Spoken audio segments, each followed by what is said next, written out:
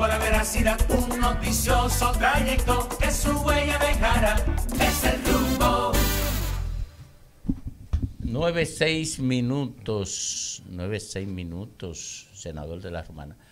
9:06 aquí en el rumbo de la mañana, que es el rumbo del país. Atención, senador. A esta hora la palabra Cuide iluminada. su saco. La palabra iluminada. Ahora es la palabra iluminada. La palabra iluminada era de Robespierre y terminó en la guillotina. No, porque esta no está metida en lío. Esta no está metida en lío. Adelante, don Federico Jóvenes. Gracias, don Ricardo. Buenos días, amigos. Buenos días, compañeros que nos escuchan. Robespierre, gran hombre, ciertamente. Miren, este comentario yo quisiera haberlo hecho, me hubiera gustado hacerlo el viernes, que son los días que yo, digamos, he pretendido hacer comentarios de esta naturaleza, pero no quería dejar pasar la fecha porque sé que en la vorágine de las noticias que se están moviendo en la semana, esto se iba a pasar por alto y entendía que tenía que comentarlo. La música como tal es una expresión del poder. La música es una expresión cultural también, pero en realidad, como decía Foucault, que el poder está en todas partes, la música es una expresión del poder. Y aunque tiene un fin que es evidentemente de deleitar, de recrear y de agradar a quien la escucha, y que su origen es una pulsación de los más bellos e interiores instintos del ser humano, ciertamente que es instrumentalizable. La música no depende, digamos, de un gobierno, de un partido, de un proyecto político. Eso sí ahora, pero en algún momento cuando nace la melodía, cuando vemos un bebé cantando, sabemos que la música nos conecta y de hecho nos conecta tanto que trasciende fronteras, idiomas, raza y cultura, nos empapa. Hemos visto pues, a lo largo de la historia momentos en que ha sido instrumentalizada. Gramsci hablaba en su hegemonía, su constructo de la hegemonía cultural, hablaba de cómo la música era parte de la superestructura del poder. Y a su vez, Bourdieu trabajó el tema en lo que es la violencia simbólica, cómo las élites utilizan la carga cultural que sustenta y da forma a la estructura de dominación para mantenerla dominada. Por eso vemos cómo el oprimido se identifica con el opresor y hay cosas que no lo entendemos, pero esa es parte del mecanismo de la alienación. En el nazismo o en el totalitarismo ruso, por ejemplo, soviético, la música era una política de Estado. Se decidía qué se iba a tocar, qué se iba a bailar, qué se iba a componer y qué no iba a hacer. Eso pasó a lo largo de toda la historia y más atrás también. Escuchamos Beethoven, escuchamos Mozart, escuchamos Tchaikovsky, porque las élites, en parte de ese discurso de violencia simbólica, decidieron que eso era lo que había que oír, porque aparte de que, porque la música culta es siempre la música que se quiere mostrar como la mejor cara de una sociedad y como el aspiracional al cual todos tenemos que alinearnos, de tal forma que la música de pueblo, la música no culta, la música de la plebe, es una música que siempre ha estado en la periferia, degradada, olvidada y reprimida. Y aquí lo vivimos en República Dominicana, por ejemplo, con el caso del merengue. El merengue salió del campo, salió de la enramada cibaeña y entró al salón porque Trujillo bailaba merengue. Antes de eso eran polka y matiushka y una serie de ritmos que bailaban aquí importados, enlatados. Y un caso muchísimo más reciente que lo podemos constatar la mayoría de las personas que estamos vivos de determinada edad en adelante. La bachata, la música de amargue, era una música de guardia, era música de cabaret, era música de estofa.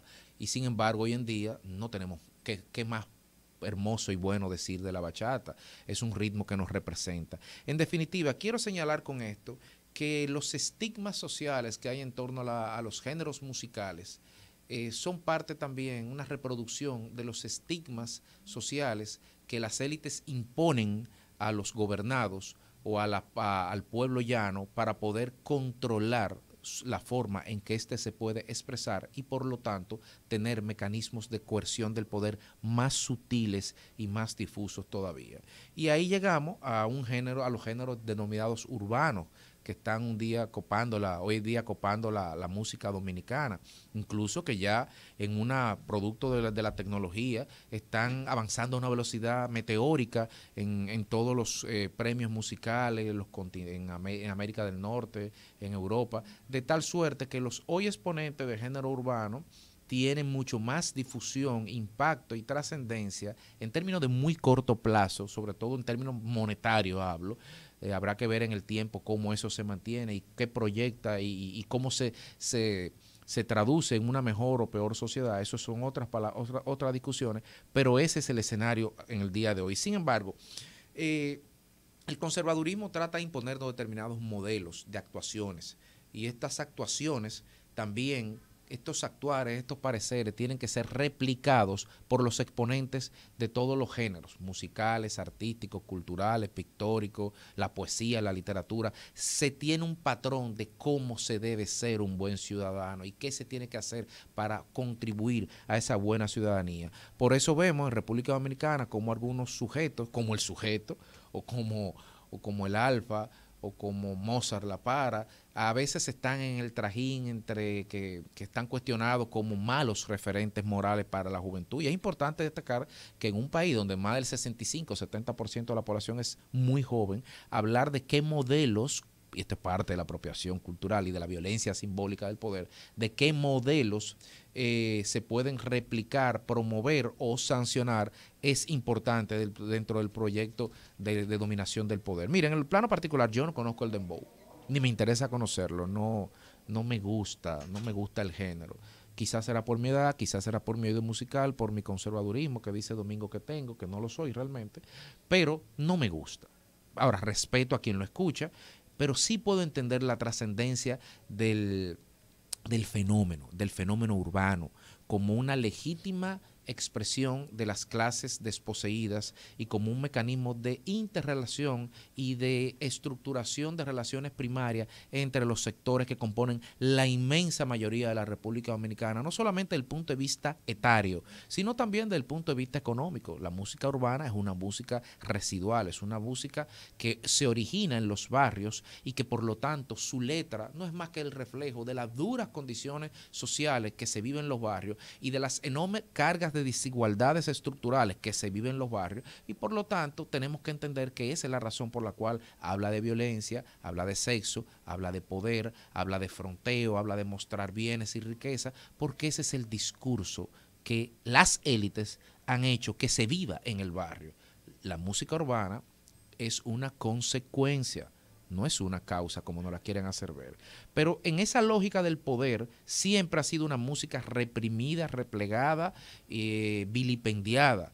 Nosotros vimos en el año 2015 cómo el entonces Procurador General de la República, Domínguez Brito, puso a Emmanuel Herrera Batista, mejor conocido como el Alfa, mejor conocido como el Jefe, uno de los máximos exponentes del género, o quizás el máximo exponente del género, cómo lo puso a barrer la Plaza de la Bandera por 15 días, porque dijo algunas frases sobre los padres de la patria, sin violar ninguna ley, lo primero, y sin el Procurador General de la República tener competencia para hacer eso, y hacer una sanción sobre la base de la irracionalidad del poder y el autoritarismo, en el mismo año y casi en el mismo mes en que el Procurador General de la República entonces, Francisco Domínguez Brito, no pudo imponerle una sanción ejemplar al entonces senador Félix Bautista, donde se enfrentaron en una sala de la Suprema Corte de Justicia. Entonces, lo que no se le hizo a un senador que estaba acusado, que finalmente se probó su inocencia, o bueno, no se admitió el juicio, lo que él no pudo hacer con un senador acusado de enriquecimiento y una serie de inobservancias penales, sí se lo impuso soberanamente, y la sociedad aplaudió todo esto a un pobre infeliz que lo que estaba era simplemente expresando lo que se expresa en los barrios, o lo que muchos académicos, sotoboche, historiadores también expresan con relación a algunos de los padres de la patria, que no están donde están, o están donde no deberían de estar. Sin embargo, quiero decir todo esto porque el domingo, este señor, el Alfa, se casó con su esposo, con su pareja, de los últimos 17 años. Estamos hablando de una persona que tiene 30 años, que se casó con la madre de sus 2 hijos, con quien tiene 17 años de casado. Estamos hablando que una unión de menores que hubo en su momento. Entonces, quiero referirme a este aspecto porque destacamos mucho las cosas negativas del género urbano. Crucificamos sobre todo a este señor cuando con su dinero, cuando con sus recursos se importa el carro que quiere y paga los impuestos que la ley le dice, y cuando le estruja a los demás su riqueza bien habida, bien trabajada y bien sudada. Pero yo también quisiera decir que es bonito ese gesto. A los que queremos crucificar al género urbano, entre los cuales me puedo incluir, también destaquemos esos hermosos gestos en los cuales una persona en la cúspide de su poder mediático, en la cima de su carrera artística, en la mayor retribución monetaria de su carrera, donde podemos ver que anda en carros que valen millones de dólares, decide no honrar, como se decía en los campos, no honrar a nadie, ¿no?, sino resaltar y casarse y establecer un lazo fuerte, simbólico, ese que le gusta a la oligarquía, ese lazo del matrimonio, de la familia nuclear, que no existe en la República Dominicana, que es mentira que existe la familia nuclear, y sin embargo este señor decide construir ese lazo, enviando un hermoso mensaje de unidad familiar hacia un sector que tradicionalmente se ha querido ver como disociador, como elemento disruptivo del orden social dominicano, y sin embargo una feliz unión matrimonial que felicito y que espero que dure para toda la vida, manda un mensaje de que ciertamente, independientemente de las restricciones, de las limitaciones y de cómo nos podamos encontrar en nuestras condiciones de vida, el sustrato básico de la sociedad dominicana permanece. Ese deseo a vivir en comunidad y ese deseo de honrar a quienes nos honran y, en definitiva, de amar.